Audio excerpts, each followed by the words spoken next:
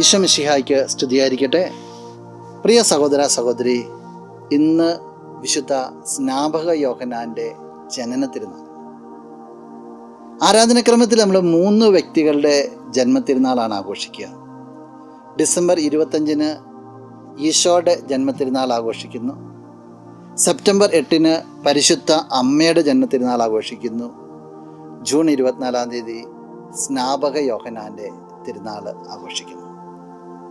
വിശുദ്ധ ലൂക്ക അറിയിച്ച സുവിശേഷം 1-ാം അധ്യായം 80-ാം തിരുവചനം. ശിശു വളർന്നു, ആത്മാവിൽ ശക്തിപ്പെട്ടു. ഇസ്രായേലിന് വെളിപ്പെടുന്നതുവരെ അവൻ മരുഭൂമിയിലായിരുന്നു. സ്നാപക യോഹന്നാനെ കുറിച്ച് പറയുക, ശിശു വളർന്നു വരികയാണ്. വളർന്നു വരുമ്പോൾ അവൻ ആത്മാവിൽ ശക്തിപ്പെട്ടു. അങ്ങനെ അവൻ ഏകാന്ത മരുഭൂമിയിലാണ് വളർന്നത്. ജീവിതത്തിൻ്റെ ഏകാന്തതയിൽ നീയും നിന്റെ ദൈവവും തന്നെ ആയിരിക്കുമ്പോഴാണ് നീ ആത്മാവിൽ ശക്തിപ്പെടുന്നത്. ലോകത്തിൻ്റെതായ വ്യാപാരങ്ങളിലായിരിക്കുമ്പോൾ, ലോകത്തോട് കൂടെ യാത്ര ചെയ്യുമ്പോൾ നിനക്ക് വളർച്ചയുണ്ടാകണം നിർബന്ധമില്ല.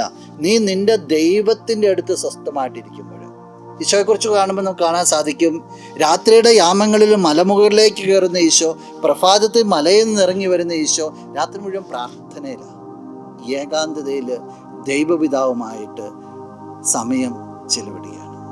ഇന്ന് വിശുദ്ധ സ്നാപക യോഹന്നാൻ്റെ തിരുനാൾ ആഘോഷിക്കുമ്പോൾ, ജനന തിരുനാൾ ആഘോഷിക്കുമ്പോൾ, സ്നാപക യോഹന്നാനെ പോലെ ആത്മാവിൽ ശക്തിപ്പെടുത്തുവാനായിട്ട് നിന്റെ അകത്തളങ്ങളിൽ ദൈവത്തോട് കൂടെ ആയിരിക്കുവാനുള്ള ഒരു വെമ്പല് നിന്നിൽ രൂപപ്പെടട്ടെ.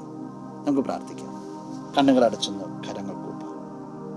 നല്ലവനായ കർത്താവേ, നിന്നെ അങ്ങ് സ്തുതിക്കുന്നു, ആരാധിക്കുന്നു, മഹത്വപ്പെടുത്തുന്നു. നിന്റെ നിറസാന്നിധ്യത്തിന് നന്ദി പറയുക. ഈശോ ഈ വ്യക്തിയെ അനുഗ്രഹിക്കണേ പ്രാർത്ഥിക്കുന്നു.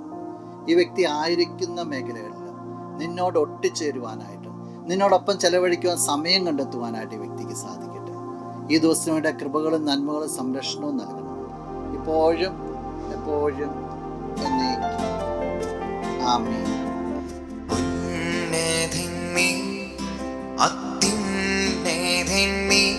അങ്ങേ പോലൊരു ദൈവമില്ല, അത്ഭുതവാൻ അതിശയവാൻ നീ മാത്രമേ ദൈവം.